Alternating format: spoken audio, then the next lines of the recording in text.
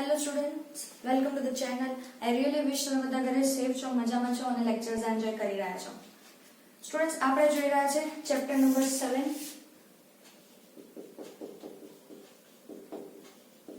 પ્રાણીઓમાં રચનાત્મક સંગઠન. પ્રાણી પેશીની વાત કરી રહ્યા છે. પ્રીવિયસ લેક્ચર્સ ની અંદર સ્ટુડન્ટ્સ આપણે અધિચ્છદીય પેશી જે છે એ આપણે કમ્પ્લીટ કરી ચૂક્યા છીએ. આપણે સંયોજક પેશી વિશે ભણી રહ્યા છે. સંયોજક પેશી જે છે એ ત્રણ પ્રકારની છે. શિથિલ સંયોજક છે, સઘન સંયોજક છે અને ત્રીજી છે વિશિષ્ટીકરણ પામેલી સંયોજક પેશી. લાસ્ટ લેક્ચરની અગર હું વાત કરું તો એની અંદર આપણે શિથિલ સંયોજક પેશી જે છે એના વિશે અભ્યાસ કરી ગયા છે, જેમાં બે પ્રકારની પેશી જોવા મળે છે. એક છે તંતુઘટક પેશી અને બીજી છે મેદપૂર્ણ પેશી.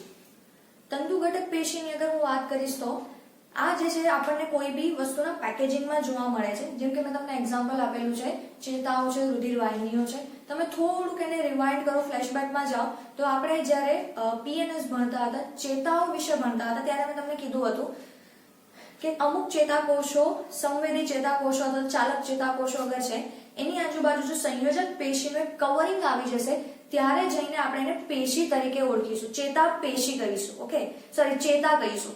બાકી આપણે એને ચેતામાં કન્સિડર નહીં કરીએ. આપણે ચેતા માટે શું વર્ડ વાપર્યો હતો કે અક્ષતંતુ, પીએનએસ માં આવેલો અક્ષતંતુનો સમૂહ હોય છે જેને આપણે ચેતા તરીકે ઓળખીએ છીએ. પણ આ ચેતાઓનું નિર્માણ ક્યારે થશે?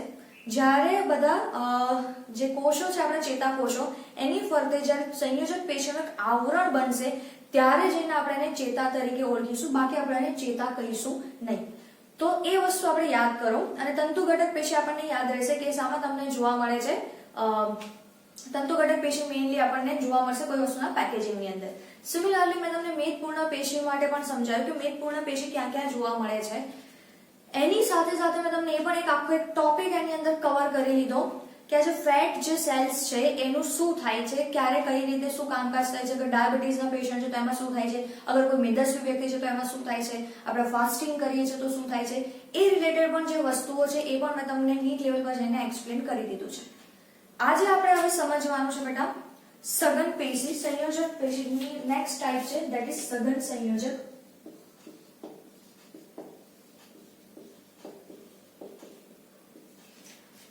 સઘન સંયોજક પેશીની અગર આપણે વાત કરીશું તો કોમન સેન્સની વાત છે. શિથિલ સંયોજક પેશી છે તો એની અંદર બધી ગોઠવણી તમને શિથિલ છૂટી છવાઈ એકદમ જોવા મળશે અને તંતુઓનું પ્રમાણ, પ્રોટીનના જે તંતુઓ છે એનું પ્રમાણ તમને થોડું ઓછું જોવા મળશે. જ્યારે આની આપણે વાત કરીશું સઘન સંયોજક પેશીની તો આપણને આની અંદર બહુ વધારે અમાઉન્ટમાં તંતુઓનું પ્રમાણ જોવા મળશે. કારણ કે આ પેશી કેવી છે, આ પેશી જે છે તે સઘન પેશી છે. આની અંદર આપણને આ વસ્તુઓનું પ્રમાણ જોવા મળશે, વધારે અમાઉન્ટમાં આપણને તંતુઓ જોવા મળશે. હવે અહીંયા મારે તમને એ સમજાવવાનું છે સઘન સંયોજક પેશી જે છે એ બે પ્રકારની છે. સઘન સંયોજકની અંદર એક છે જેને આપણે કહીશું નિયમિત સઘન સંયોજક પેશી અને બીજી જે છે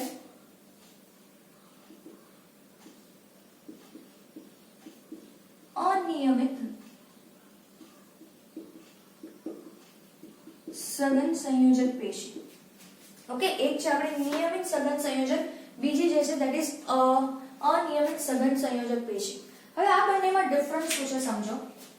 માની લો સઘન નિયમિત વાળી જે પેશી છે, અગર નિયમિત પેશી છે તો ફોર એક્ઝામ્પલ અગર એમાં તંતુઓની ગોઠવણી છે તો સમજો એ તમને આવી રીતના જોવા મળશે. એક જ ડાયરેક્શનમાં, એક જ મેનરમાં ગોઠવાયેલા તંતુઓ જોવા મળશે. એકદમ એક પ્રોપર એક મેનરમાં ગોઠવાયેલા છે. સઘન અનિયમિતની વાત કરીશું બેટા. Okay, weight.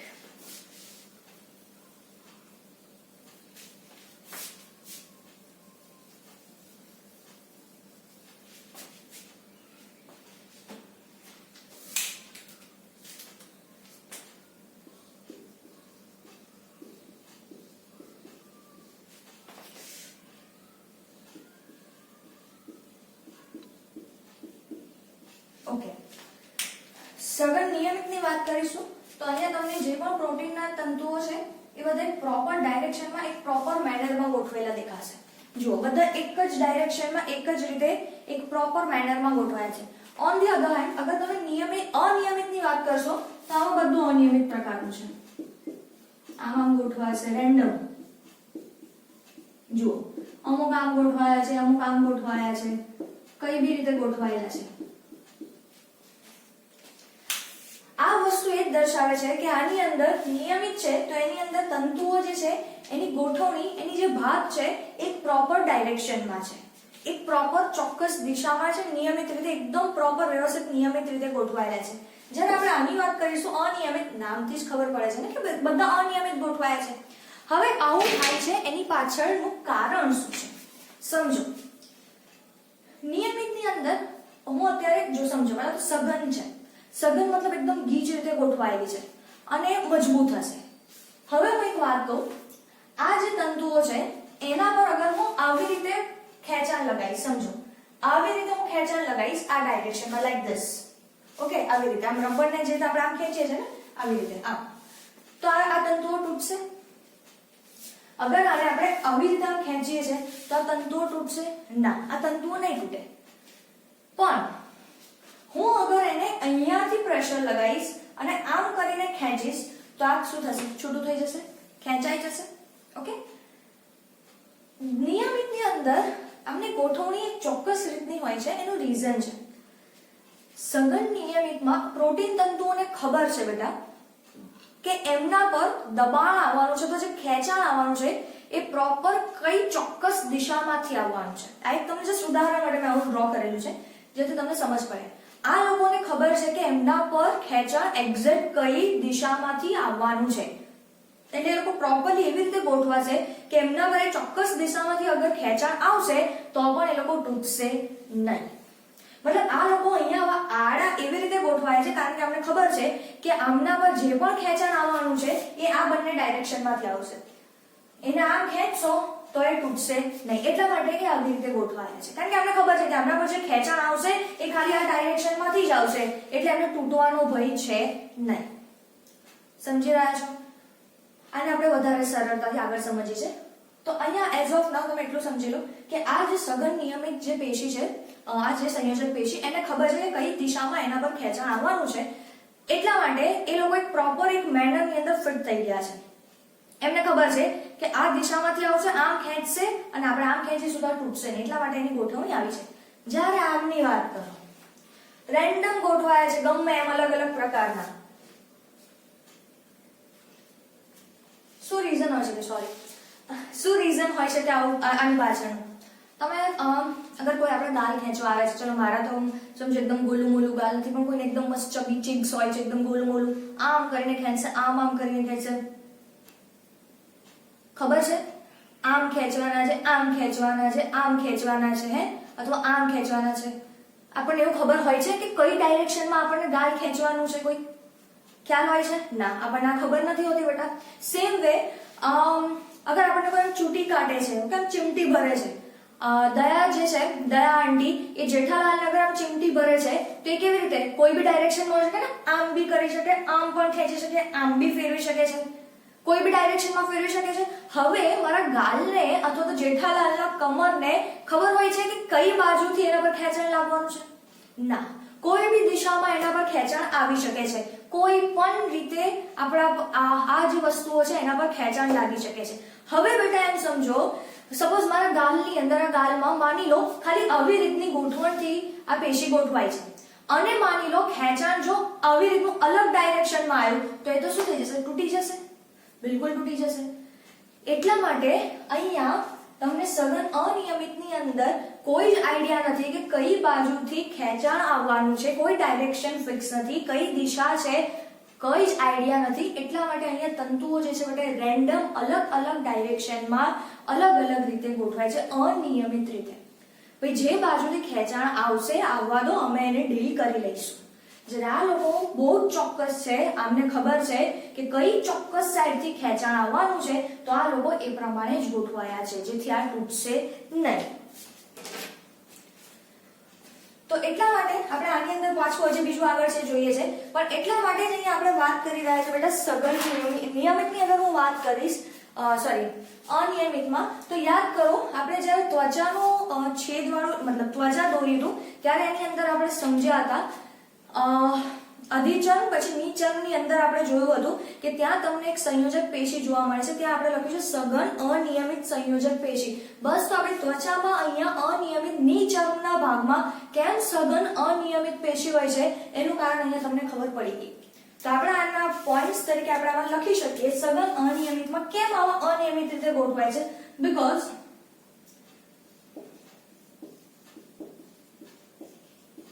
તંતુઓ પર ખેંચાણ કઈ દિશામાંથી આવે તે ચોક્કસ નથી. એટલે આની ગોઠવણી કેવી છે બેટા? અનિયમિત આકારની છે. ઓકે, અનિયમિત રીતે અનિયમિત ભાતમાં ગોઠવાયેલું છે. સઘન અનિયમિત જે પેશી છે એ આપણને કઈ કઈ જગ્યાએ જોવા મળશે? તો એક તો આપણે હમણાં જ વાત કરી મેં તમે લોકોને, ત્વચા છે, ત્વચાના નીચર્મ. આપણે ઘણા ટાઈમથી આ વસ્તુ ભણી રહ્યા છે. ત્વચાનું જે નીચર્મ છે એમાં જોવા મળશે તમને લોકોને. ઓકે, પછી હું વાત કરું તો આપણું અસ્થિ અને કાસ્થિ છે એનું બહારનું જે આવરણ છે એમાં જોવા મળે છે.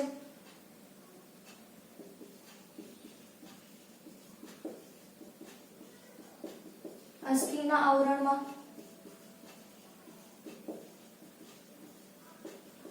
કાસ્થિના આવરણમાં, આ બંને જગ્યાએ આપણને સઘન અનિયમિત પેશી જોવા મળે છે. ઓકે, એટલે આને ઇંગ્લિશમાં હું કહું તો ધીસ ઇઝ પેરીઓસ્ટિયમ.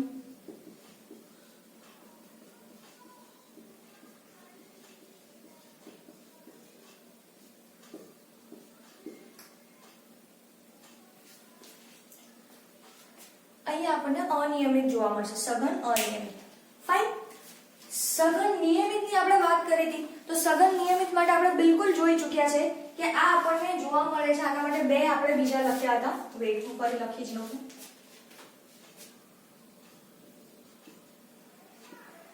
મેં શાયદ આઈ થિંક લાસ્ટ લેક્ચરમાં મેં સ્નાયુબંધના બદલે કાસ્થિબંધ લખી દીધું હતું. તો આ થોડું ચેક કરી લેજો. સ્નાયુબંધ અને અસ્થિબંધ. Okay, correct answer is this.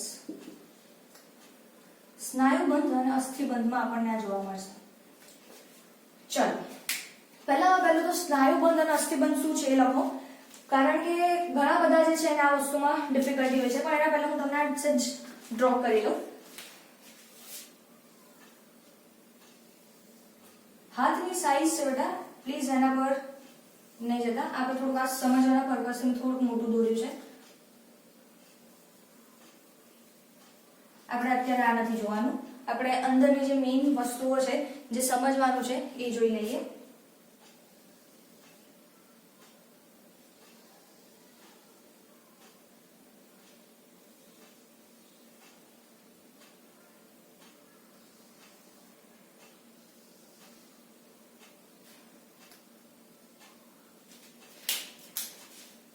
આ હું તમને એક્સપ્લેન કરું છું. આ મેં શું ડ્રો કર્યું છે એ પણ હું તમને જસ્ટ બતાવું છું. વેટ, આ આપણે અગર વાત કરીએ તો આપણે હાથની વાત કરેલી છે. આને થોડુંક લાંબુ બતાવી દઉં.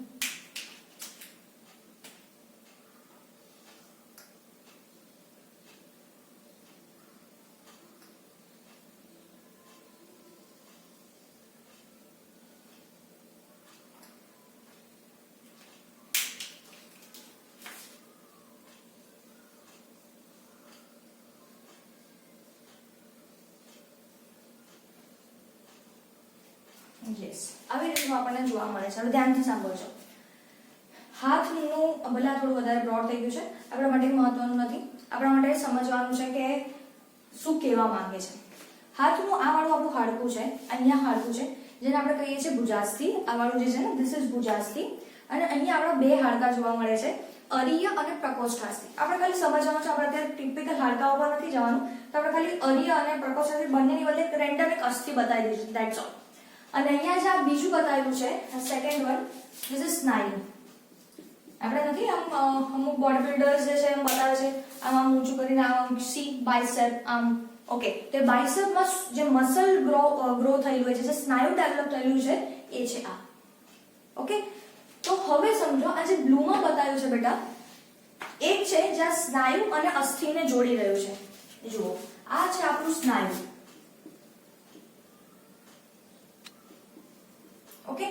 ધીસ ઇઝ યોર અસ્થિ. આ વાળું જે છે એ સ્નાયુ અને અસ્થિને જોડે છે. સ્નાયુ અને અસ્થિને જોડે છે તો આપણે એને શું બોલીશું? સ્નાયુબંધ. તો એક તો તમે અહીંયા મગજમાં ફિટ કરી દો. સ્નાયુબંધ આપણે કોને કહીશું?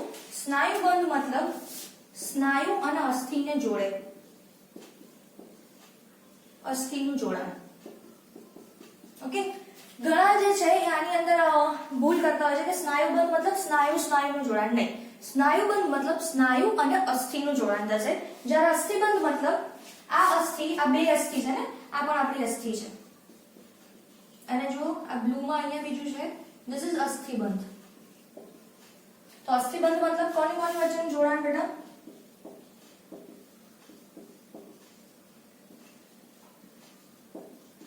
અસ્થિ વચ્ચેનું જોડાણ તમને જોવા મળશે. તો એક જે આપણા મસલને, આ સ્નાયુને આ અસ્થિ સાથે જોડે છે એને આપણે કહીએ છીએ સ્નાયુબંધ, અને આપણા આ હાડકાને એકબીજા સાથે જોડે છે જેને આપણે કહીએ છીએ અસ્થિબંધ. હવે અહીંયા તમને નિયમિત પ્રકારની પેશી જોવા મળશે, સઘન નિયમિત.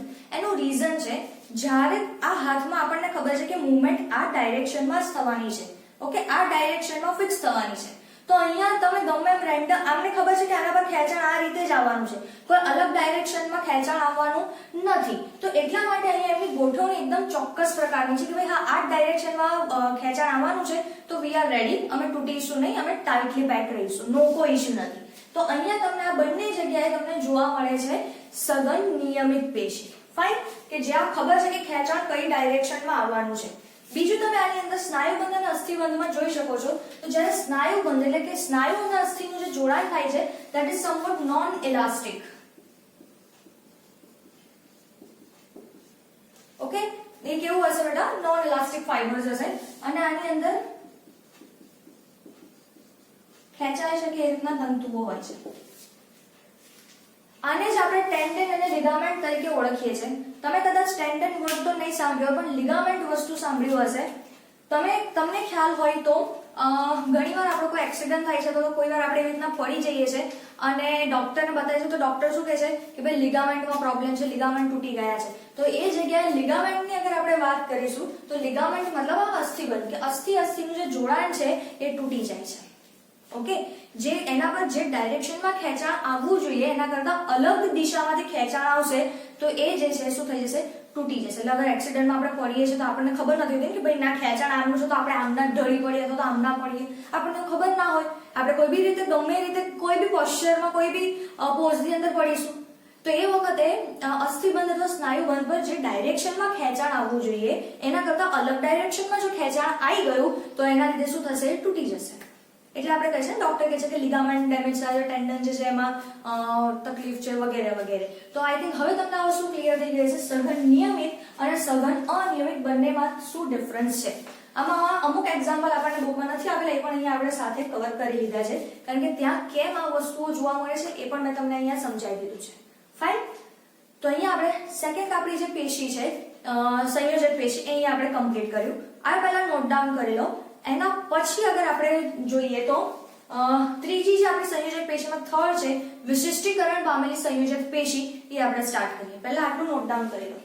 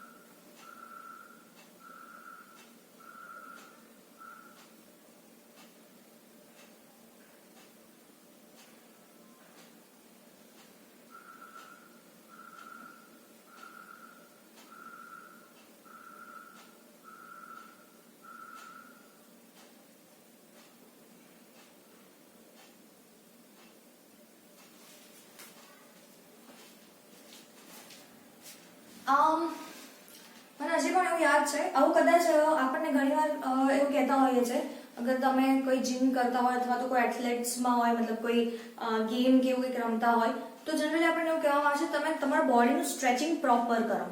સ્ટ્રેચિંગ પ્રોપર કરવા પાછળનું રીઝન જ એ છે કે આપણી બોડીને અમુક ચોક્કસ ખેંચાણ જેટલું આવવું જોઈએ બર્ડન એના કરતાં થોડુંક વધારે આપી અને આપણે આપણી બોડીને થોડી ફ્લેક્સિબલ બનાવી શકીએ છીએ, જેથી કાલ ઉઠીને અગર ના કરે નારાયણ અગર કોઈ એવો એક્સિડન્ટ થઈ રહ્યો છે અગર એવું થઈ રહ્યું છે તો અગર આપણે પડીએ તો આપણને આવું ડેમેજ ના થાય, કેમ કે આપણી બોડી અગર પહેલેથી ટીવાઈ ગઈ છે આવી રીતે થોડું કરીને એના પર થોડાક સ્ટ્રેચિંગના કારણે તો આપણને કોઈ પ્રોબ્લેમ નહીં આવે. ઓકે, તો અહીંયા આપણે આ સંયોજક પેશીમાં સેકન્ડ જે છે ધેટ ઇઝ સઘન સંયોજક એ આપણે કમ્પ્લીટ કર્યું. આ જ વસ્તુની અગર તમારે આકૃતિ જોવી હોય તો તમે ટેક્સ્ટબુક ઓપન કરો અને ટેક્સ્ટબુકમાં આકૃતિ આપેલી છે તો તમે એમાં જોઈ લેશો કે સઘન નિયમિત છે એમાં બધા એક જ ડાયરેક્શનમાં ગોઠવાયેલા જોવા મળશે, જ્યારે સઘન અનિયમિત વાળા છે એમાં બધા કોષો જેવી રચના છે બધું તમને અનિયમિત રીતે ગોઠવણ કરેલું દેખાય છે. તમે ટેક્સ્ટબુક ઓપન કરીને પણ આ વસ્તુ જોઈ શકો છો.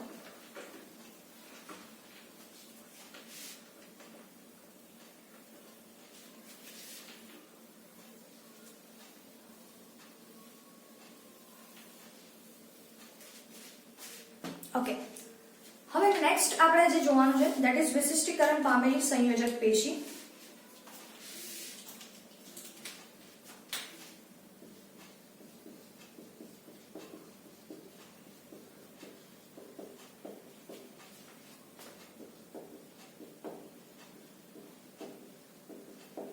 એની અંદર ફર્સ્ટ છે ધેટ ઇઝ કંકાલ સાથે સંકળાયેલું. કંકાલની અંદર બે છે આપણું કાસ્થિ અને અસ્થિ. સૌથી પહેલા આપણે કાસ્થિની ચર્ચા કરી લઈએ. ઓકે, કાસ્થિ અને અસ્થિ બે આપણે જોવાના છે. ફર્સ્ટ આપણે કાસ્થિ જે છે એની ચર્ચા કરી લઈએ, પછી આપણે આગળ બીજું ડિસ્કશન કરીશું.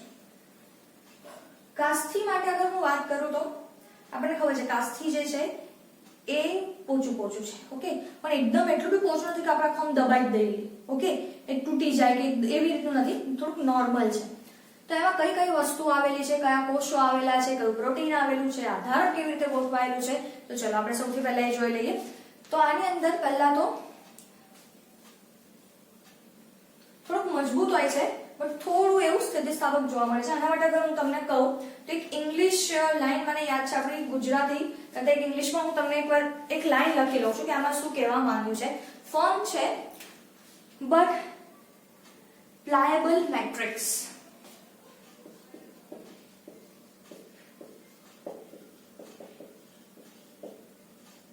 મેટ્રિક્સ મતલબ આધારક. હવે આનો મતલબ એવું કીધું છે મજબૂત છે પણ થોડોક વત્તા ઓછા અંશે થોડું સ્થિતિસ્થાપક છે એવું કહેવાનો મતલબ છે. હું હવે આમાં પહેલા ડ્રો કરું છું, સી કઈ કઈ વસ્તુ આપણને આમાં જોવા મળે છે.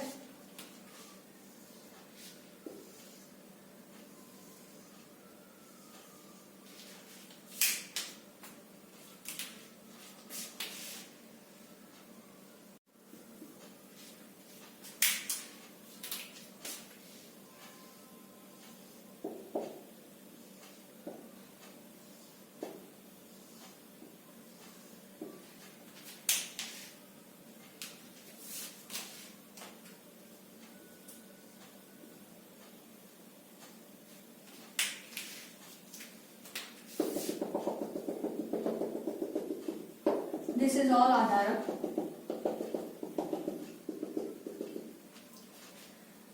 આવી રીતનું આપણને આમાં જોવા મળે છે. આપણે એને લેબલ કરી લઈએ.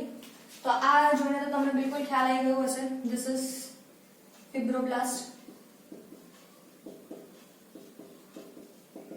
ધ્યાનથી સાંભળજો બેટા. કાસ્થિ છે, કાસ્થિની અંદર તમને કાસ્થિ કોષો જોવા મળશે, પણ અહીંયા કાસ્થિ આ તમે ડાયરેક્ટ એવું નહીં કહી શકો કે આ જે બધા પડ્યા છે ધીસ ઇઝ કાસ્થિ કોષો. આમાં એક્ચ્યુઅલી શું ડિફરન્સ છે એ હું તમને પહેલા તો સમજાવી દઉં. ધ્યાનથી સાંભળો.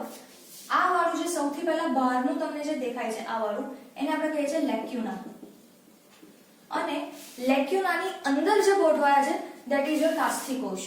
આ જે છે એ છે કાસ્થિ કોષો. બહાર વાળું જે છે ધેટ ઇઝ લેક્યુના, અને લેક્યુનાની અંદર જે ગોઠવાયેલા છે એ છે કાસ્થિ કોષો. આ બધા dot dot dot dot dot બતાયા છે એ બધા છે આધારક દ્રવ્ય. અને નીટ માટે હું તમને કહી દઉં, આમાં આધારકમાં જે પ્રોટીન છે ધેટ ઇઝ કોન્ડ્રીન પ્રોટીન. આપણે જોયું છે ને કે આધારક જનરલી બનેલું હોય છે પ્રોટીન અને રૂપાંતરિત પોલિસેકેરાઇડ. ઓકે, તો અહીંયા કયું વાળું છે તો કે કોન્ડ્રિયમ. હવે મેન આની અંદર મારે તમને એક્સપ્લેન જો સાંભળો. લેક્યુના મતલબ એક ખાલી સ્પેસ છે જેની અંદર કાસ્થી કોષો ગોઠવાય છે. આમાં એક કાસ્થી કોષ ગોઠવાયો છે, આની અંદર બે કાસ્થી કોષો ગોઠવાયા છે, એવી રીતે ગોઠવણ એની હોય છે. પણ કાસ્થી કોષો અગર આપણે જોઈએ તો અહીંયા આપણી પાસે 3 પ્રકારના કાસ્થી કોષો જોવા મળે છે. ઓકે, કેટલા પ્રકારના કાસ્થી કોષો જોવા મળશે બેટા આપણને? 3 પ્રકારના કાસ્થી કોષો. એના માટે એક કામ કરીએ.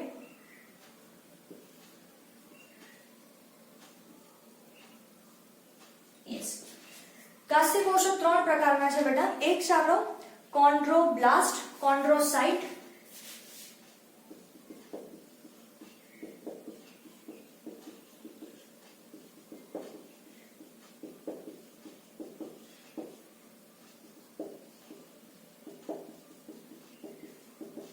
કોન્ડ્રોપ્લાસ્ટ. ફાઇન. આ 3 કાસ્થી કોષો છે. હવે આ 3 ની અંદર ડિફરન્સ શું છે એ હું તમને સમજાવું. આ પહેલા બંને જે છે ને ફર્સ્ટ ટુ, આ બંને પહેલા બે છે એ છે બેટા કાસ્થી સર્જક કોષો. This and this. પહેલા બે જે છે એ બંને પહેલા બે કાસ્થી સર્જક કોષો છે. એટલે કાસ્થી જે દ્રવ્ય છે એનું નિર્માણ કરે છે. આ અને આ બંને જે છે એ કાસ્થી દ્રવ્યનું નિર્માણ કરે છે, કાસ્થીના નિર્માણ સાથે સંકળાયેલું છે. જ્યારે કોન્ડ્રોક્લાસ્ટ જે છે આપણે એને કહીએ છીએ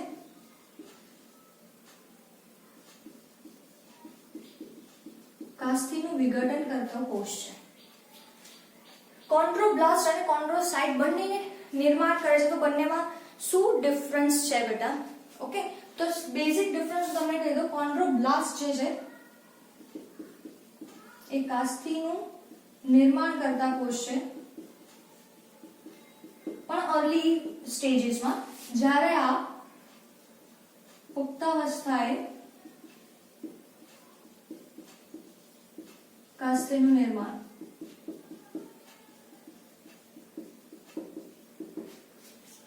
આનો મતલબ એવો કહેવા માંગે છે કે કોન્ડ્રોબ્લાસ્ટ મતલબ જ્યારે આપણે આપણા બોડીમાં જ્યારે શરૂઆતમાં, ધ્યાનથી સમજ, એવું નહીં કે આપણે નાના હોઈએ ત્યારે આ બને છે અને મોટા હોઈએ ત્યારે આ બને છે, એવું ના હોય.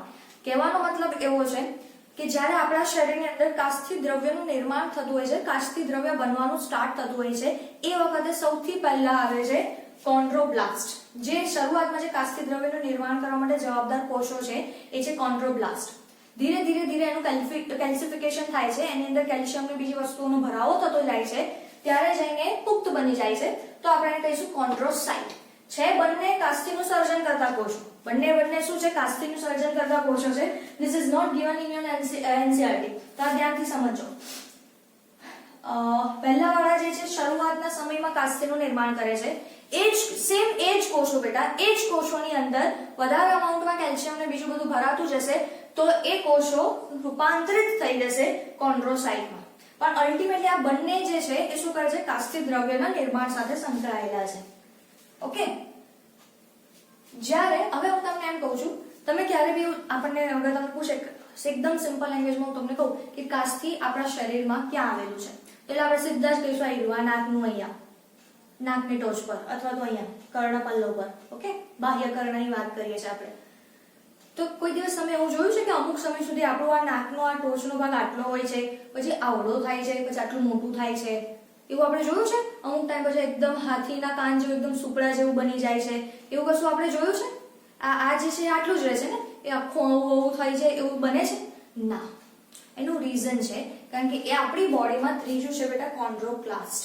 આ કોન્ડ્રોક્લાસ્ટ છે જે સમય પર કાસ્થી જે છે, અમુક કાસ્થી દ્રવ્ય છે એનું વિઘટન કરતું રહેશે અને એના કારણે આપણી બોડીમાં કાસ્થીઓ બધા જે છે એના પ્રોપર શેપ મેન્ટેન રહેશે.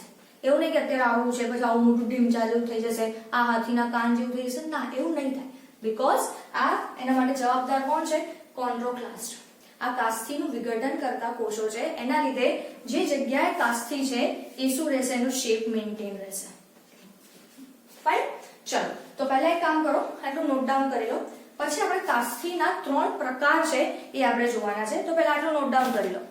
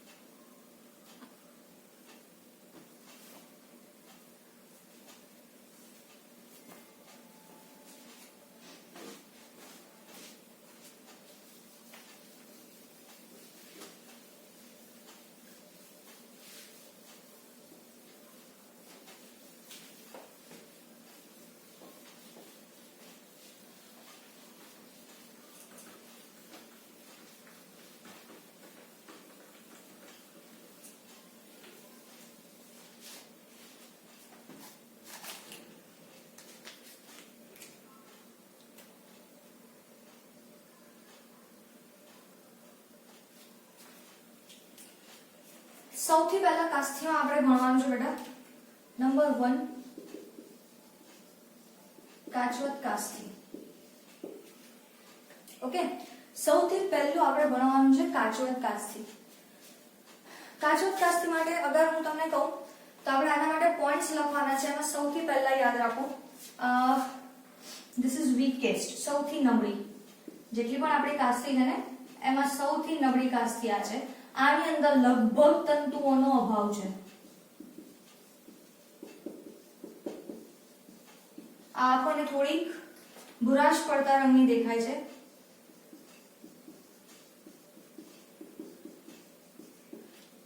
અને મેં તમને કીધું હતું ઇતિહાસ ગવાહ છે કે જે પણ વસ્તુ સૌથી નબળી હશે તે સૌથી વધારે માત્રામાં હશે. તો આના માટે પણ આપણે લખીશું સૌથી વધુ માત્રામાં, સૌથી વધારે માત્રામાં જોવા મળતી કાસ્થી છે આ. ઓકે, હવે આપણે આગળ વાત કરીએ આ આપણને કઈ કઈ જગ્યાએ જોવા મળશે. તો તમે શું લખશો આની અંદર, શું આપણે આમાં લખીશું આનું સ્થાન કઈ કઈ જગ્યાએ જોવા મળે છે. આપણે યાદ રહે તમે શ્વાસ નળી જોશો, શ્વાસ નળી. ઓકે, તે તમને સી આકારની કળીઓ જે છે એવી રીતની રચના જોવા મળશે. તો આપણે અહીંયા લખીશું શ્વાસ નળીમાં અથવા તો શ્વસન માર્ગમાં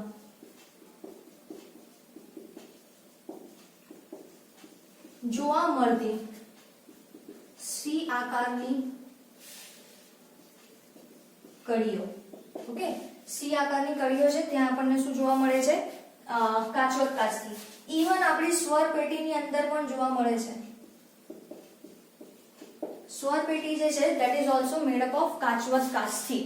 તો આ વસ્તુ તમારે આની અંદર યાદ રાખવાનું છે. કાચવત કાસ્થી શ્વસન માર્ગમાં સી આકારની જે કળીઓ છે એમાં પણ જોવા મળે છે અને સ્વર પેટીમાં પણ જોવા મળે છે અને આપણા શરીરના અમુક લાંબા હાડકાઓ છે એમાં પણ જોવા મળે છે.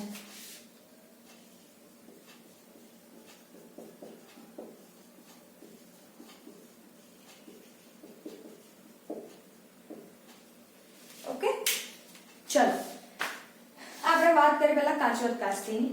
કાચવત કાસ્થી પછી આપણે વાત કરીશું બીજા બે કાસ્થીઓ છે. એક જે છે જેને આપણે કહીશું શ્વેત તંતુમય કાસ્થી. તો નંબર 2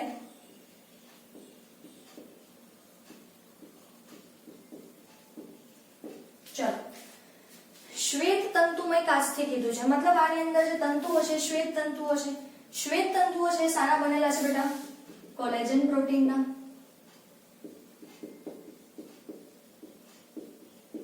અને આપણને ખબર છે કોલેજન પ્રોટીનના તંતુઓ છે મતલબ આ સૌથી મજબૂત પ્રકારની છે.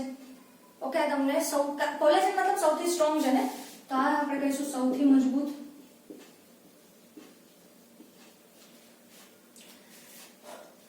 આની અંદર હવે આપણે આ જોવાનું છે કે આ જે છે એ આપણને કઈ કઈ જગ્યાએ જોવા મળે છે. તો તમે લોકોએ સાંભળ્યું હોય તો આપણે કહીએ છીએ ને ગાદી, ગાદી કહીએ છીએ ને કરોડરજ્જુમાં અહીંયા ગાદી. તો હું તમને એનું સ્થાન લખું છું, ઉભા રહો. એના કરતા બેટર હું ડ્રો પણ કરી લઉં.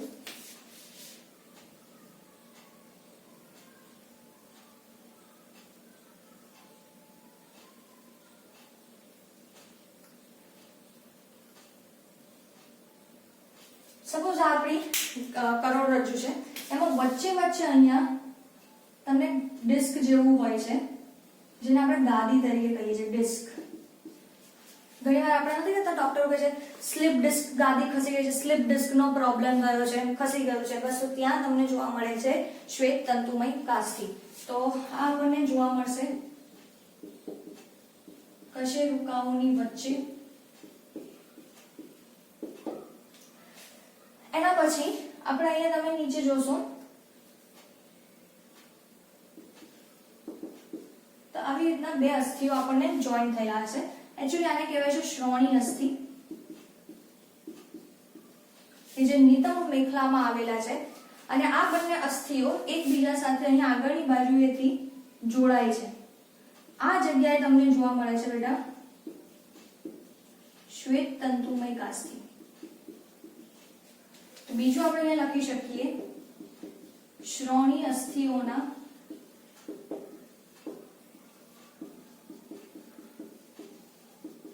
જોડાણ સ્થાને.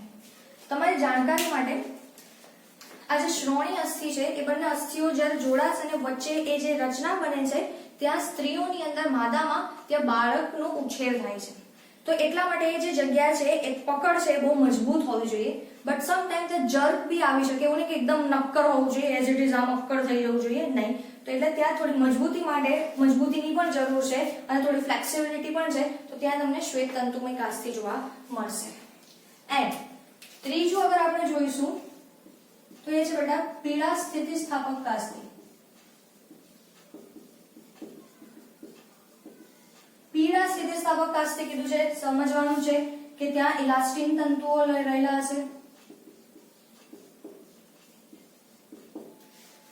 સ્થિતિસ્થાપકતા આપે છે. આ આપણને ક્યાં જોવા મળે છે? મેં તમને જ્યારે કાનની રચના સમજાવી હતી ત્યારે પણ મેં તમને કીધું હતું. ઓકે, આપણે જે નાકની વાત કરીએ છીએ એ ખાસ યાદ રાખજો. પીળા કલરના હોય છે. મેં તમને કીધું હતું કર્ણપટલ પર કર્ણપલ્લવ. ઓકે, પછી નાકની ટોચ,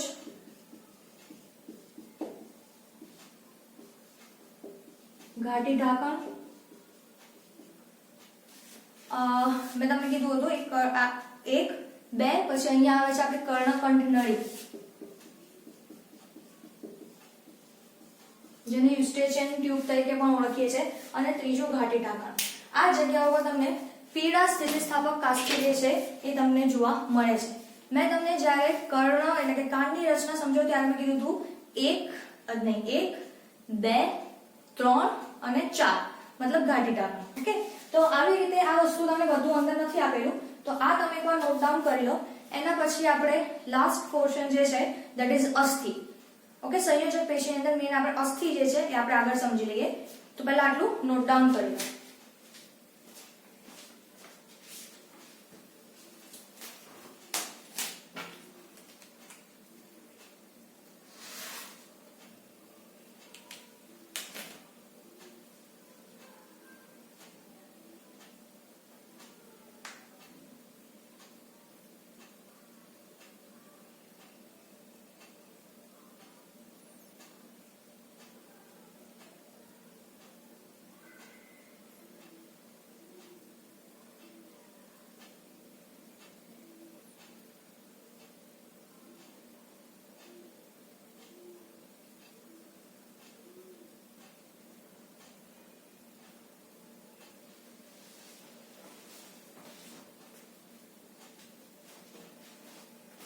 ચલો, હવે આપણે કંકાલમાં બીજું છે ધેટ ઇઝ અસ્થિ, એ પણ આપણે આજે સમજી લઈએ.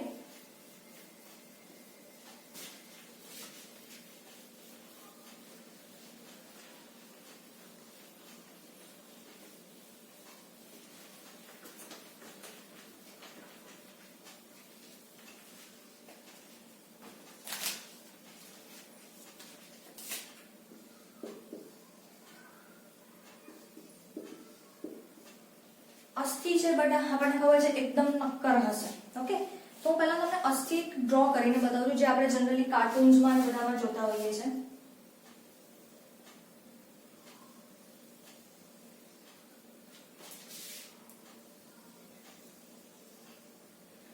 આની અંદર આપણે ઘણી બધી વસ્તુઓ છે જે નીટ પોઈન્ટ ઓફ વ્યૂ થી સમજવાનું છે, જે આપણે એનસીઈઆરટી માં નથી આપેલું.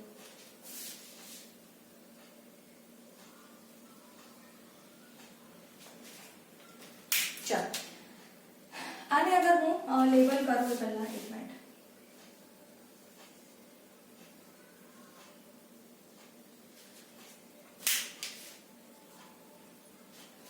આ જે પોર્શન છે બેટા, આ જે ભાગ છે, આ બંને બાજુ કે આ બાજુ પણ અને આ બાજુ પણ, એ જે બંને ભાગ છે એને બોલાય છે એપિફાઇસિસ. શું બોલાય છે? એપિફાઇસિસ. બંને બાજુ આ વાળો ભાગ પણ અને આ વાળો ભાગ બંને જગ્યાએ આપણે એને શાના તરીકે ઓળખીએ છીએ? એપિફાઇસિસ તરીકે ઓળખીએ છીએ. This region as well as this region આપણે એને એપિફાઇસિસ કહે છે. અને વચ્ચેનો જે લાંબો પોર્શન છે એને આપણે બોલીશું ડાયફાઇસિસ. ઓકે, એપિફાઇસિસ અને ડાયફાઇસિસ. હવે આની અંદર અગર આપણે જોઈએ ને બેટા, તો વચ્ચેનો આ જે ભાગ છે આ વાળું, એને આપણે મજ્જા ગુહા તરીકે ઓળખીએ છીએ. મેડ્યુલરી કેવિટી તરીકે ઓળખીએ છીએ. આ રીજન છે, વચ્ચેવાળો જે ભાગ છે, વચ્ચેનો ભાગ અગર તમે જોશો તો આની અંદર એકદમ ગાઢ રીતે, એકદમ ટાઈટલી, એકદમ ગીચોગીચ, સહેજ પણ જગ્યા વગર એકદમ ટાઈટલી પેકેજિંગમાં તમને દ્રવ્ય જોવા મળશે, એકદમ ટાઈટ પેકેજિંગ. તો આ આપણો વચ્ચેનો ડાયફાઇસિસ વાળો જે એરિયા છે એને આપણે નામ આપીશું બેટા સઘન અસ્થિ. શું બોલશો? સઘન અસ્થિ તરીકે આપણે એને ઓળખીએ છીએ. આ વચ્ચેનો જે પોર્શન છે ને, આ વચ્ચેવાળો ભાગ, જે લાંબો વાળો ભાગ છે, એ જે પકડીને જનરલી કૂતરું દોડતું હોય છે, આ વચ્ચેવાળો ભાગ છે એ એકદમ ટાઈટલી પેકેજિંગમાં હોય છે, એકદમ સઘન રીતે ગોઠવાયેલો હોય છે. તો અસ્થિનો આ જે વચ્ચેનો પોર્શન છે આપણે એને કહીએ છીએ સઘન અસ્થિ. એપિફાઇસિસની અગર હું વાત કરું તો અહીંયા તમને આવી રીતે છૂટી છવાઈ રચનાઓ જેવું જોવા મળશે, આવું બધું.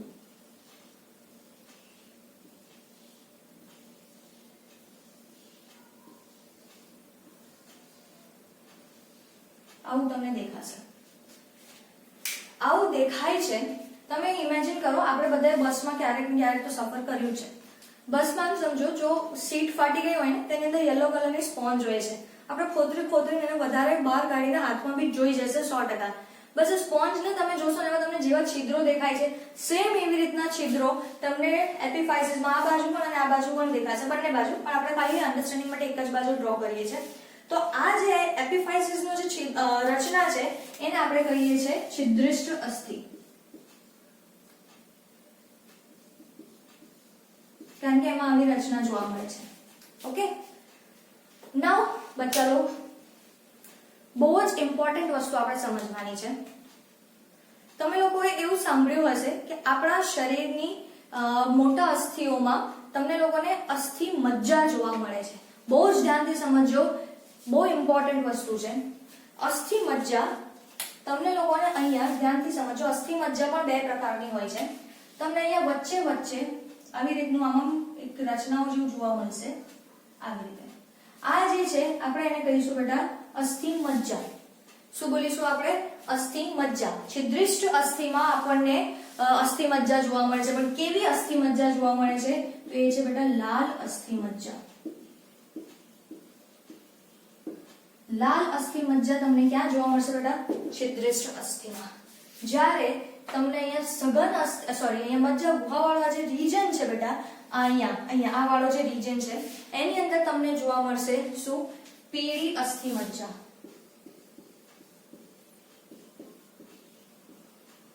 અસ્થિ મજ્જાના પણ બે પ્રકાર છે. એક છે લાલ અસ્થિ મજ્જા અને બીજી છે પીળી અસ્થિ મજ્જા.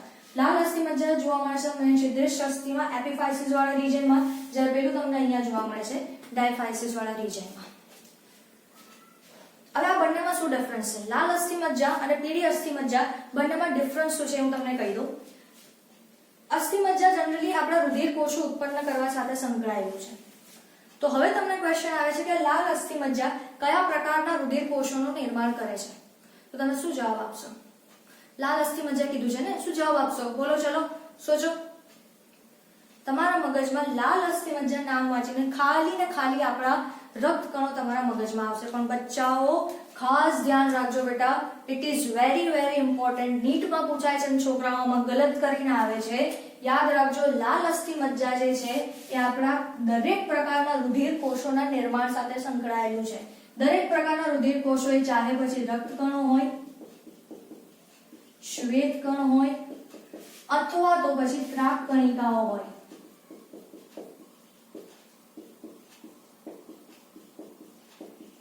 નિર્માણ માટે જવાબદાર કોણ? લાલ અસ્થિ મજ્જા. જ્યારે પીળી અસ્થિ મજ્જા જે છે, પીળી કીધું છે, તેની અંદર તમને મેદપૂર્ણ પેશી જોવા મળશે. સમવટ અમાઉન્ટમાં મેદપૂર્ણ પેશી જોવા મળશે. આ એક્ચ્યુઅલી મેદનો સંગ્રહ કરવા સાથે સંકળાયેલું છે. પણ આ જે છે એ બહુ કામનું છે. અગર માની લો મારો એક્સિડન્ટ થાય છે અને મને બહુ બધું લોહી નીકળી રહ્યું છે, વહી રહ્યું છે, અને એ વખતે મારે બહુ વધારે અમાઉન્ટમાં રુધિર કોષો ઉત્પાદનની જરૂર છે, તો ત્યાં મારી લાલ અસ્થિ મજ્જા પ્રોપર સફિશિયન્ટ અમાઉન્ટમાં કામ નથી કરી શકતી. તો એ વખતે મને હેલ્પમાં આવે છે કોણ? પીળી અસ્થિ મજ્જા. પીળી અસ્થિ મજ્જા માટે વર્ડ યુઝ કરેલો છે રિઝર્વાયર ઓફ એરિથ્રોસાઇટ્સ. ઓકે, મતલબ રક્તકણોના નિર્માણ કરી શકે છે એ વખતે કન્વર્ટ થાય છે અને એમાં રક્તકણોના નિર્માણમાં એરિથ્રોપોએસિસની જે પ્રક્રિયા છે એની અંદર મદદ કરે છે અને રક્તકણો અને આપણે રુધિરકણો ઉત્પન્ન કરવાનું કામ કરશે. ક્યારે? જ્યારે આ ફાઇન. તો પહેલા આટલી બેઝિક વસ્તુ તમે ખાસ નોટ ડાઉન કરી લો, પછી આપણે આનો સપોઝ આમ છેદ લઈને અંદર કયા કોષો જોવા મળે છે, બીજું શું જોવા મળે છે એના વિશે આપણે ચર્ચા કરીએ. બટ બિફોર ધેટ આટલું નોટ ડાઉન કરી લો.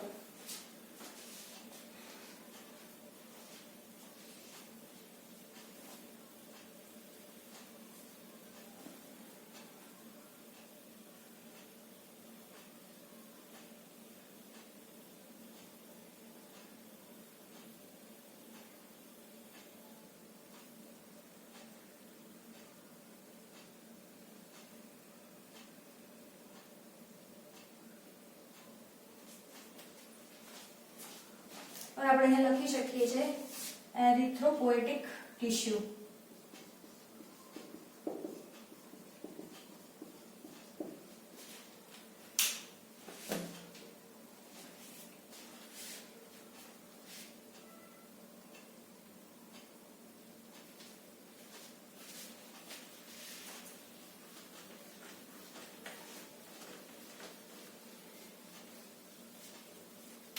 આને જગહ હું કટ કરી લઉં. ઓકે, યાદ રાખજો.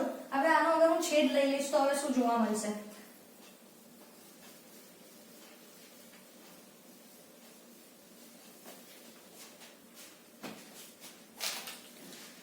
આ જ વસ્તુનો છેદ લઈ લઈશ તો મને કેવી રીતની રચના જોવા મળશે?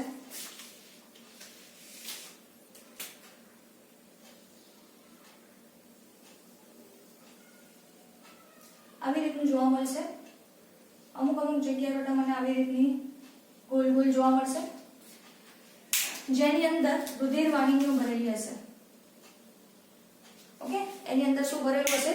રુધિર વાહિનીઓ હશે એની અંદર. આવું મને જોવા મળશે. તો આવી નાની નાની છિદ્રોવાળી નળાકાર રચના કે ઓકે, આને હું એક તો લખી દઉં પહેલા મજ્જા ગુહા લખો અથવા તો મેડ્યુલરી કેવિટી.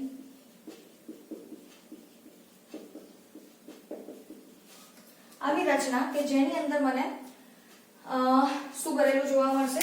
રુધિર વાહિનીઓ જોવા મળશે. બધામાં જોવા મળશે, પણ હું અહીંયા લેવલ કરું છું. ઓકે, ચાલો કરી દઈએ. કેટલી વાર છે? ઓકે, તો એને આપણે ઓળખીએ છે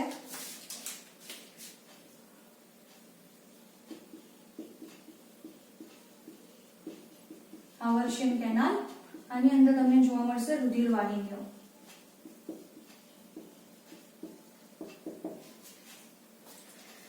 આ હાવર્શિયન કેનાલની આજુબાજુ અગર તમે જોશો એની આજુબાજુ તો તમને થોડી સ્ટાર જેવી રચના જોવા મળશે બેટા.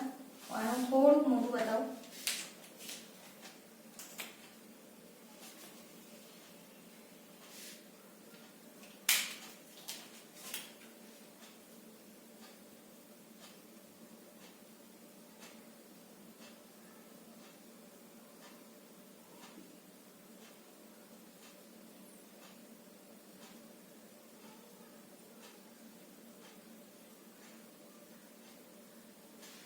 આવી રીતનું જોવા મળશે અને એકબીજા સાથે આવી રીતે કનેક્ટેડ હશે. આ વસ્તુ બીજું કશું નથી બેટા. આ જે આપણે બતાવ્યું છે બ્લુ કલરનું સ્ટાર શેપનું એ છે લેક્યુના. Star shape. અને આપણને ખબર છે લેક્યુનાની અંદર આપણને જોવા મળશે અસ્થિકોષો. હા, અને અહીંયા દરેક લેક્યુનામાં એક જ અસ્થિકોષ જોવા મળશે બેટા. કાસ્થીની અંદર લેક્યુનાની અંદર તમને એક અથવા બે કોષ જોવા મળતા હતા. અહીંયા તમને લેક્યુનાની અંદર એક જ અસ્થિકોષ જોવા મળશે. ઓકે, એક જ અસ્થિકોષ જોવા મળશે. આવું અહીંયા આખું અંદર બધી જ બાજુએ હશે. હવે હું જસ્ટ આમ સ્ટાર બનાવી દઉં છું લાઈક ધીસ. ઓકે, આવી રીતનું આખું રચના તમને અહીંયા બધાની આજુબાજુ જોવા મળશે. પણ આ આખી જે રચના બની આવી રીતની આખી આ રચના એને આપણે કહીએ છીએ હાવર્શિયન તંત્ર. ઓકે, હાવર્શિયન કેનાલ હતી, એની આજુબાજુ હવે આખી રચના બની, લેક્યુના ગોઠવાયું, લેક્યુનાની વચ્ચે આપણા અસ્થિકોષો ગોઠવાયા અને આખું તંત્ર બન્યું, તો આપણે શું કહીએ છીએ? હાવર્શિયન તંત્ર. બીજું, જ્યારે આ હાવર્શિયન કેનાલોને એકબીજા સાથે આડી રીતે આમ ત્રાસી રીતે જોડતી બીજી નલિકાઓ જોવા મળશે, ત્રાસી જોડતી નલિકા, જેને આપણે કહીએ છીએ વોકમેન કેનાલ.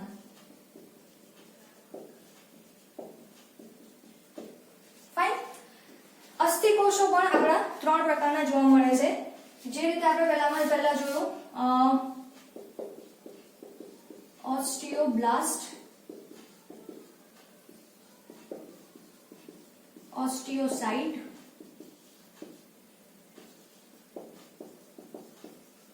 ઓસ્ટિયોક્લાસ્ટ. આ પણ જે છે એ આપણા 3 શું છે બેટા? અસ્થિકોષો છે. ઓસ્ટિયોબ્લાસ્ટ ની અગર આપણે વાત કરીશું તો ઓસ્ટિયોબ્લાસ્ટ એ શરૂઆતના સમયમાં જોવા મળશે.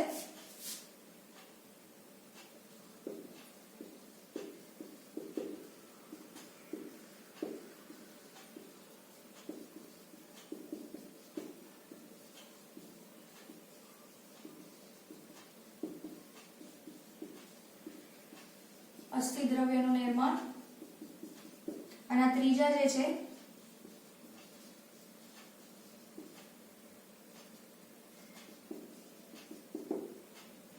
ફાઇન. તો અહીંયા જે આપણે આ 3 બતાવ્યા, ધીસ ઇઝ 1 2 3, આ બધા જ તમારા છે અસ્થિકોષો. અને અહીંયા આના આધારકમાં તમને એક યાદ રાખજો, ઓસ્ટિન પ્રોટીન પણ જોવા મળશે.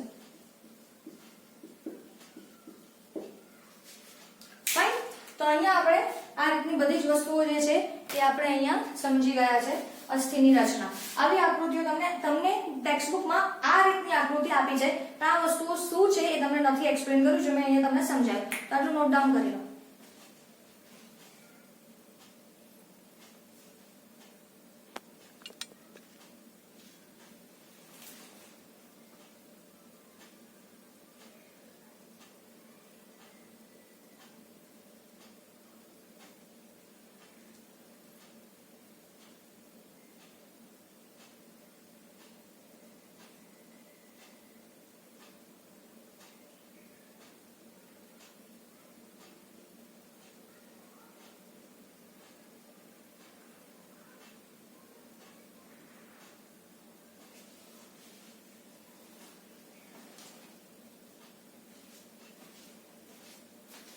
તો આપણે આની સાથે આજનો આ લેક્ચર અહીંયા પૂરો કરીએ છીએ. વિશિષ્ટીકરણ પામેલી બીજી સંયોજક પેશીમાં આપણે પ્રવાહી સંયોજક પેશીમાં રુધિર અને લસિકાની વાત કરવાના છે. એના વિશે બહુ ડિટેલમાં ચર્ચા એકચ્યુઅલી આપણે ચેપ્ટર નંબર 18 ની અંદર છે જ, તો છતાં પણ આપણે અહીંયા નેક્સ્ટ લેક્ચરમાં એના વિશે થોડીક બેઝિક ઇન્ફોર્મેશન જોઈ લઈશું. અને નેક્સ્ટ લેક્ચરની અંદર આપણે સ્નાયુ પેશી જે છે એ આપણે સ્ટાર્ટ કરીશું. તો આની સાથે આપણે અહીંયા લેક્ચર પૂરો કરીએ છીએ. વિડીયોને શેર કરો, ચેનલને સબસ્ક્રાઇબ કરો. કોઈ પણ ડાઉટ આવશે તો કોમેન્ટ સેક્શનમાં લખો ઓર મને મેસેજ કરી શકો છો. તો આની સાથે આ લેક્ચર પૂરો કરીએ છીએ. મળીએ આપણે નેક્સ્ટ લેક્ચરમાં.